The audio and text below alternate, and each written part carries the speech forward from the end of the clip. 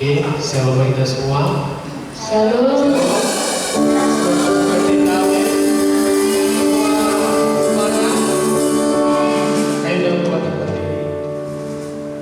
Kita bersatu dalam doa. Bapa di surga, terima kasih pada hari ini kami bersatu menyembah Tuhan yang terbaik di dalam hati kami ya Tuhan.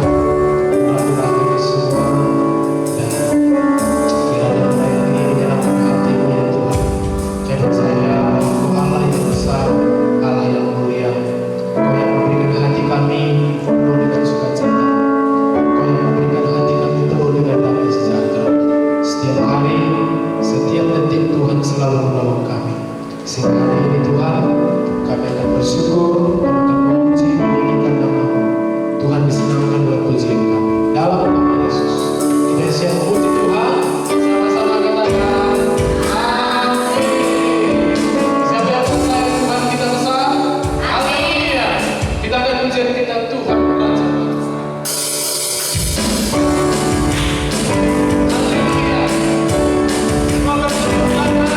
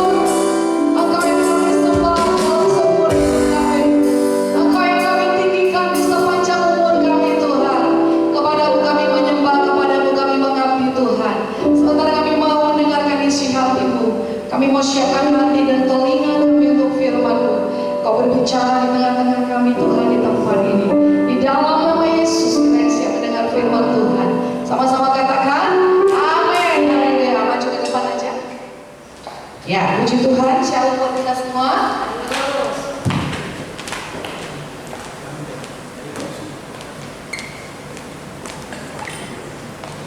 Ya,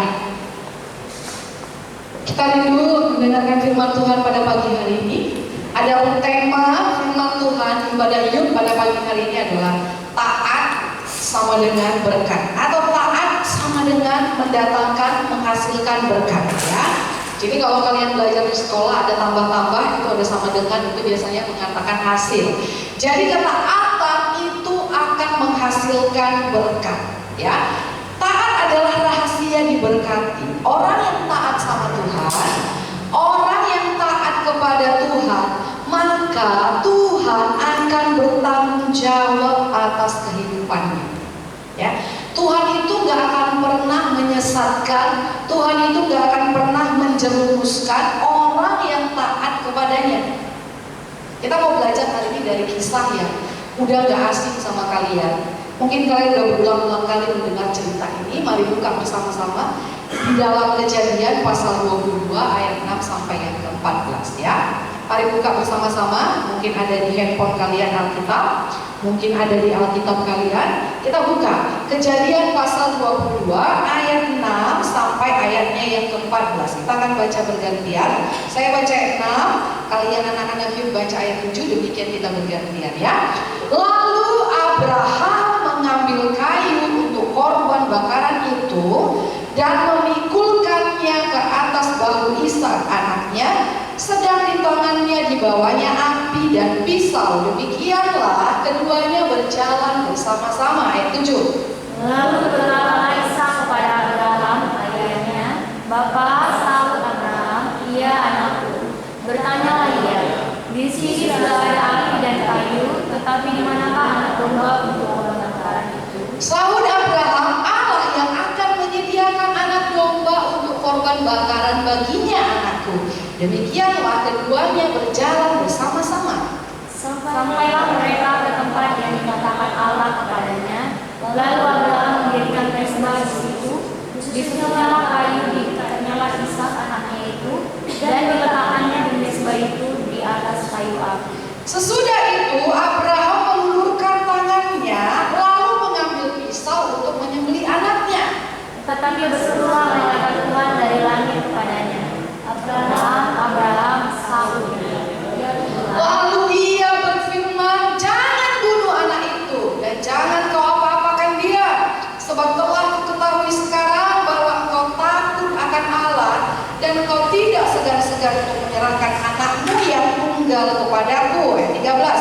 Lalu Abraham menoleh dan melihat seekor domba jantan di belakangnya, yang tanduknya tersangkut dalam gurungan.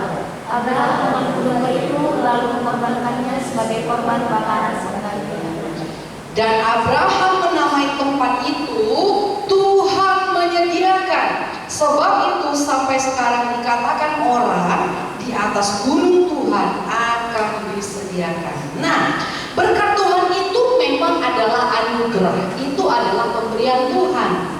Bahkan berkat keselamatan itu kita terima dengan cuma-cuma tanpa ada andilnya kita atau jasa kita. Berkat itu adalah anugerah. Tapi ingat, Tuhan selalu memberi ruang kepada kita, memberi ruang kepada kita untuk menentukan berkat apa yang akan kita terima. Ruang itu disebut dengan ruang ketaatan atau sikap hati kita. Berkat Tuhan itu nggak selalu soal materi. Jadi kalau nanti saya khotbah tentang berkat, pikirannya jangan gini, oh berarti aku punya uang banyak. Berkat itu berbicara mengenai penyediaan Tuhan atas hidup kita. Tadi kita lihat kejadian ini. Di atas gunung Tuhan disediakan. Abraham katakan di atas gunung Tuhan disediakan, itulah yang disebut dengan berkat. Berkat itu gak selamanya tentang uang, tapi penyediaan Tuhan atas hidupmu, atas perjalanan hidupmu. Kalau engkau butuh pekerjaan yang terbaik, Tuhan sediakan, Tuhan bukakan pekerjaan yang terbaik tepat pada waktunya, itu adalah berkat. Kalau engkau sedang butuh kesehatan, pada waktu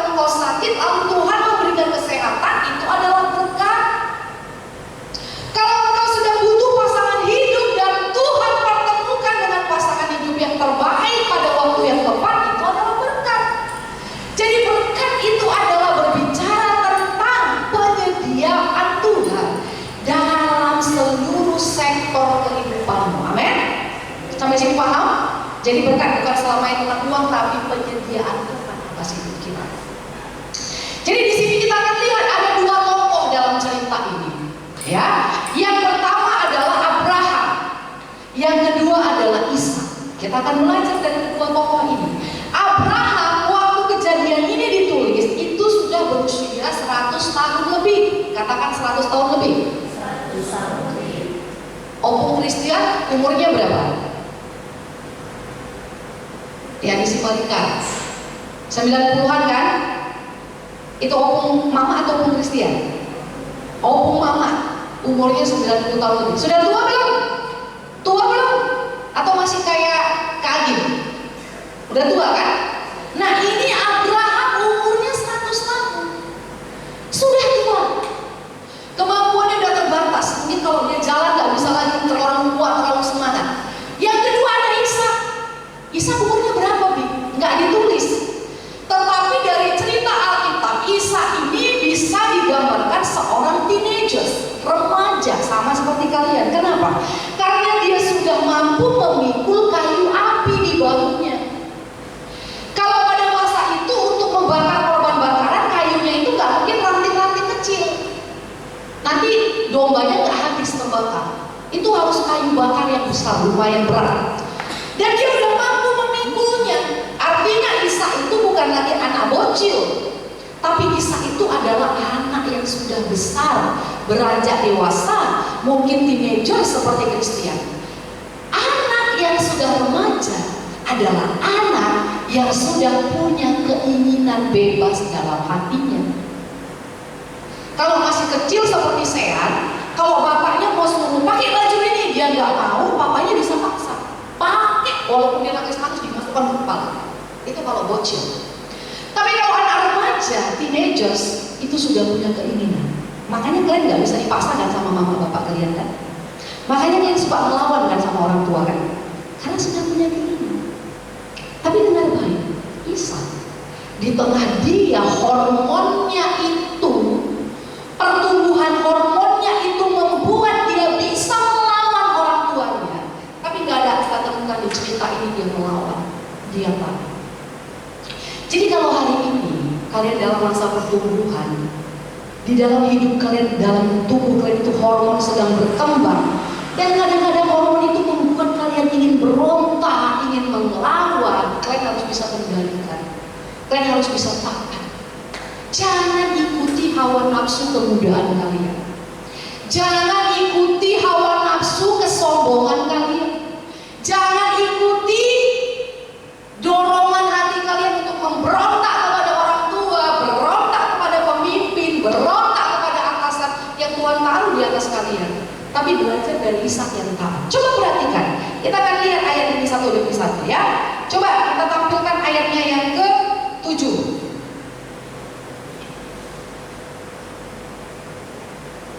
Ayat ke-6 dulu. Dikatakan, demikianlah keduanya berjalan bersama-sama. Lalu berkatalah Ishak kepada Abraham ayahnya, Bapak, sahut Abraham, iya aku. Coba perhatikan kalimat ini. Sekalipun mereka ada dua generasi yang jauh berbeda, yang satu udah berusia 100 tahun lebih, yang satu mungkin masih berusia remaja ataupun dewasa, yang sedang belajar dewasa, tapi di antara kedua ini terjadi chemistry yang sangat baik sekali, di mana kita akan melihat anak menghormati orang tuanya, anak nggak ada menggambarkan rasa sombong, rasa rendah, melihat rendah orang tuanya sekalipun orang tuanya sudah sangat tua, dikatakan Bapak, lalu disahut oleh Abraham, ya anakku, ada hubungan yang manis antara orang tua dan anak, ada hubungan timbal balik yang baik antara orang tua dan anak. Ada berapa banyak di luar sana anak-anak yang hari ini mulai melihat orang tuanya seperti melihat sesuatu yang menjijikkan.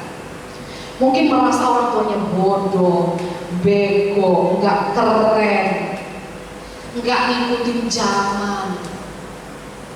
Anak-anak mungkin melihat orang tuanya sebagai sesuatu yang menjengkelkan. Demikian juga sebaliknya. Orang tua melihat anaknya seperti sesuatu yang membuat jengkel. Tetapi Abraham dan Ishak itu mereka punya hubungan yang baik antara ayah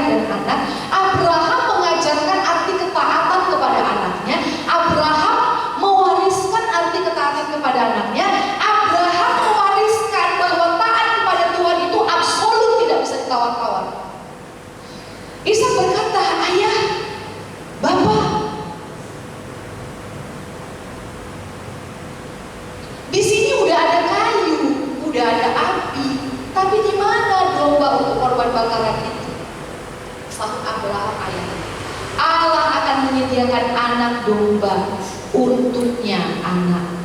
Abraham menjawab dengan iman, dengan optimis.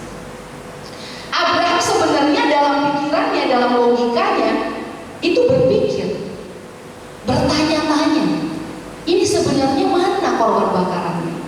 Bahkan Abraham sudah mempersiapkan hal terburuk yang akan terjadi. Dalam hati Abraham, saya bisa renungkan, dia sudah memikirkan terburuk terjadi apa itu ya, kalau anakku harus mati, matilah. Aku percaya kalaupun nanti dia udah mati, Tuhan bisa bangkitkan dia dari kematian. Atau Tuhan akan gantikan aku dengan anak yang lain lagi, anak yang baru. Abraham itu sudah memikirkan sebenarnya kondisi terburuknya apa, tapi di tengah keadaan yang genting itu, dia tetap tenang dan bisa menjawab dengan imannya. Jadi ciri-ciri orang yang taat kepada Tuhan itu adalah orang yang masih bisa tetap tenang dan percaya bahwa Tuhan tidak meninggalkan dia. Amin. Walaupun kadang ketaatan itu rasanya kok kayaknya berat. Uang udah pas-pasan, tapi firman Tuhan katakan kau harus pergi ke gereja melayani. Kalau aku pergi ke gereja Tuhan, aku harus isi minyak. Sampai sana gak mungkin aku gak kasih kolektif persembahan Tuhan. Uangku tinggal segini loh, tinggal 20.000. Ini masih tanggal berapa? Tapi Tuhan katakan tahan. Engkau mungkin bisa memikirkan keadaan terburuknya adalah uangmu akan habis dan kau gak punya uang lagi. Mungkin kau gak akan bisa beli beras lagi untuk makanmu, tapi kau harus tahan. Sama seperti Abraham, dia tahu kondisi terburuknya apa, tapi dia bisa tenang dan dia bisa tetap percaya bahwa Tuhan akan bekerja dalam kondisi itu. Jadi orang yang taat adalah orang yang bisa tenang dalam kondisi apa. Nah itu cerita dari Ishak, dari Abraham, dari Ishaknya nih. Menurut kalian, pada saat itu Ishak bisa nggak ngomong gini sama bapaknya? Jujur dulu bapak mau bunuh aku ya? Bisa nggak? Bisa. Pak, sini dulu, ngomong dulu kita baik-baik. Bapak mau sembelih aku? Bisa, karena dia sudah teenager, remaja, dia sudah punya logika. Junita kira-kira pernah nggak nanya sama mama? Mak, sebenarnya mama ini, mama bohong ya sama kamu? Mama benar nggak? Pernah? Pernah kan? Karena udah punya akal budi, akal pikirannya udah bertumbuh. Tapi Isa nggak lakukan itu. Isa tetap nurut. Bahkan coba perhatikan ayat selanjutnya. Yuk, ayat selanjutnya ya. Sampailah mereka ke tempat yang dikatakan Allah kepadanya. Lalu Abraham mendirikan mezbah di situ. Disusunnya kayu, diikatnya Ishak. Nah, teman-teman Kristian, kalau tiba-tiba kau diikat sama bapak, kau nggak ada salah apa-apa, kira-kira kau tolak nggak bapak? Apanya bapak ini? Pasti kan? Karena kau diikat nggak ada salah apa-apa. Tadi masih ngomong baik-baik, iya nakku masih gitu. Tiba-tiba kau diikatnya, pasti kau akan teriak, bapak ngapain? Awas ngapain? Pak, awas ngapain? Bapak awas bapak. Untuk dengan repes kau akan tendang bapak. Kalau Ishak melakukan itu si bolang-bolang, si Abraham yang udah 100 tahun itu tuh bisa kepental, kecampak. Tapi nggak tahu ya, karena mungkin dia udah mewarisi ketaatan dari orang tuanya. Jadi memang ketaatan itu diwariskan. Kalau orang tuanya taat, itu biasanya akan mewariskan ketaatan juga kepada anak. Biasanya, ya. Jadi Ishak ini ketika dia diikat sama papanya, dia hanya diam, nggak berontak. Bayangkan. Dan bukan hanya itu saja, dikatakan di sini, lalu disusunannya kayu ikatnya anak itu dan diletakkannya di mezbah itu. Nggak mungkin Abraham itu sebenarnya gendong Ishak. Ishak itu udah gede. Saya bisa bayangkan sebenarnya Ishak sendiri dengan inisiatifnya itu menggeser badannya. Ibaratnya gini loh, bukan kayak mandi gitu, tidak kadang-kadang enggak. Dia tuh kayak pasrah, kayak ada reaksi juga untuk duduk sendiri di atas mezbah itu. Bayangkan kalau tubuh Ishak sebesar Sandi, masih sanggup bolang-bolang 100 tahun ngangkat kayak gitu, gendong? Enggak. Pasti Ishaknya itu di tengah dia udah diikat, Dia tuh kayak ada respon badannya, paham ya maksud respon? Itu kayak ngikut gitu. Ikut lalu dia berbaring. Gak mungkin digendong udah sebesar itu. Bisa. Dalam hatinya sekalipun ada pertanyaan, aku ini mau diapain? Sekalipun mungkin hatinya menangis, aku ini mau diapain? Tapi dia taat. Mungkin engkau dalam perjalanan hidupmu, hari ini kau berkata, Tuhan, aku ini mau disuruh apa sebenarnya? Tuhan, aku ini mau disuruh ngapain sebenarnya?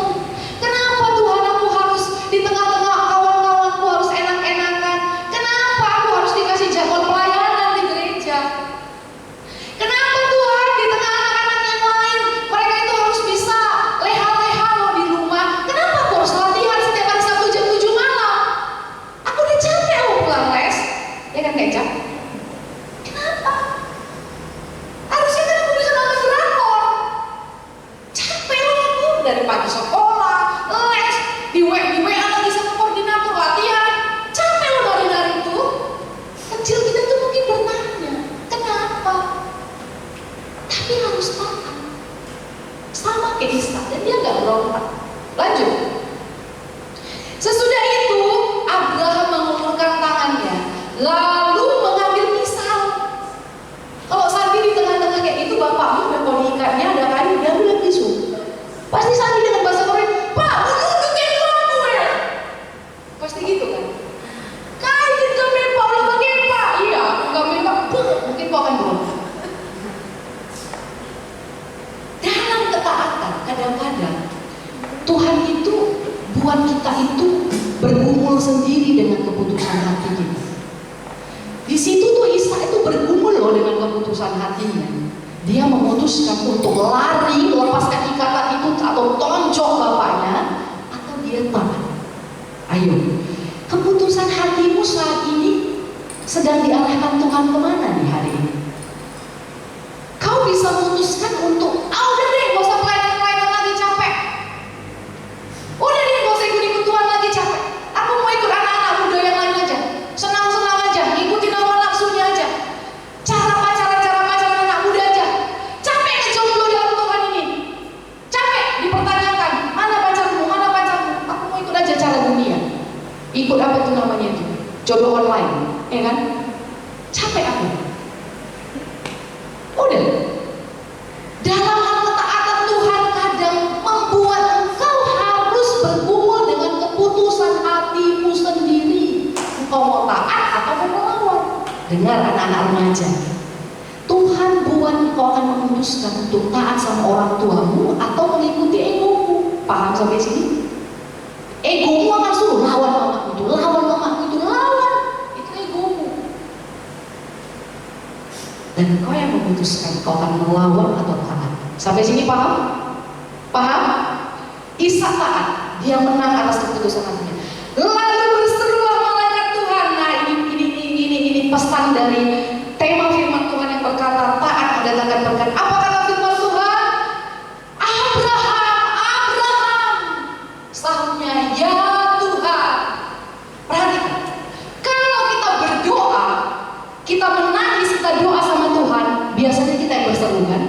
Tuhan, berkati aku. Tuhan, tolong aku. Tuhan, lindungi aku. Tuhan, tolong aku. Kita yang berseru. Tapi dengan baik. Ketika engkau taat,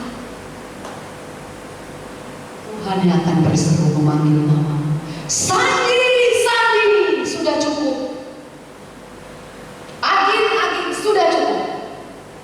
Ini waktu engkau akan promosi. Abraham, sudah Tuhan yang berseru.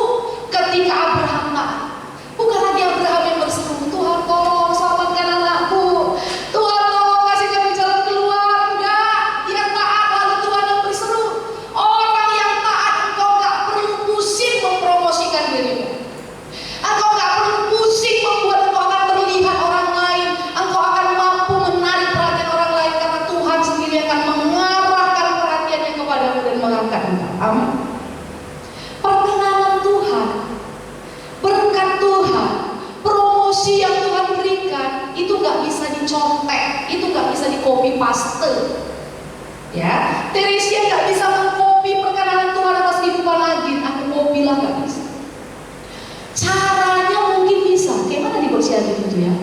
dia menyembah Tuhan, kalau dia beribadah, mungkin bisa diikuti caranya. Tetapi mengenai perkenanan Tuhan, mengenai pengangkatan Tuhan, promosi Tuhan, itu nggak bisa dikopi. Itu ditentukan dengan sikap hati, ketaatan masing-masing orang. Lalu berserulah malaikat Tuhan dan berkata, jangan bunuh anak itu, dan jangan kau apakan dia, sebab telah ku ketahui sekarang. Loh, Tuhan kan maha tahu. Emang selama ini Tuhan nggak tahu kalau Abraham itu mencintai Tuhan? Kenapa Tuhan ngomong telah ku ketahui sekarang? Dengar baik anak-anak muda, Tuhan itu nggak mau loh cukup hanya lip service aja. Aku mengasihimu Tuhan, aku mengasihimu Tuhan. Tuhan mau tindakan nyata. Waktu kita taat, kita bertindak, maka Tuhan akan melihat, oh aku udah lihat ketaatan. Oh bukan lip service, engkau bukan ucapan bibir saja yang berkata aku mengasihi Tuhan, aku mengasihi Tuhan, tapi aku melihat ketaatan dalam perbuatan. Lalu katanya, engkau gak segan-segan menyerahkan anakmu kepadaku. Lalu Abraham menoleh dan melihat seekor domba jantan di belakangnya yang tanduknya tersangkut dalam belukar. Abraham mengambil domba itu lalu mengorbankannya sebagai korban bakaran pengganti anaknya. Pertanyaan saya, sejak kapan domba itu nyangkut di belukar? Apakah nyangkut tiba-tiba? Atau sebenarnya dari tadi udah ada? Kita nggak tahu. Tapi yang pasti, ketika Abraham taat, dia bisa melihat apa yang Tuhan lihat. Mungkin dari tadi domba itu di situ, tapi belum kelihatan sama Abraham sampai dia taat. Karena dikatakan dombanya tersangkut. Dan baik anak-anak, engkau hanya akan bisa melihat sesuatu dalam hidupmu. Engkau hanya akan bisa melihat sesuatu yang Tuhan sediakan ketika engkau taat. Amin. Ketika Abraham taat, dia bisa melihat domba tersangkut di sini.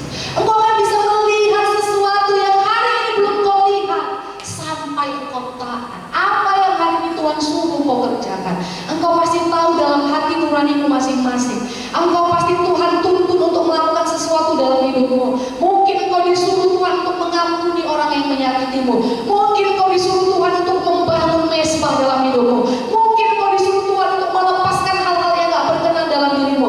Mungkin engkau disuruh Tuhan untuk meninggalkan seseorang yang gak cocok, yang Tuhan bilang belum waktunya untuk apapun, whatever, saya gak tahu. Tapi engkau pasti tahu, dan engkau hanya akan bisa melihat ada berkat kemuliaan yang Tuhan sediakan setelah engkau taat. Amin.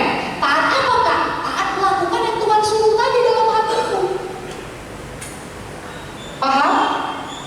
Abraham melihat domba itu tersangkut ketika dia sudah taat. Lalu Abraham katakan apa?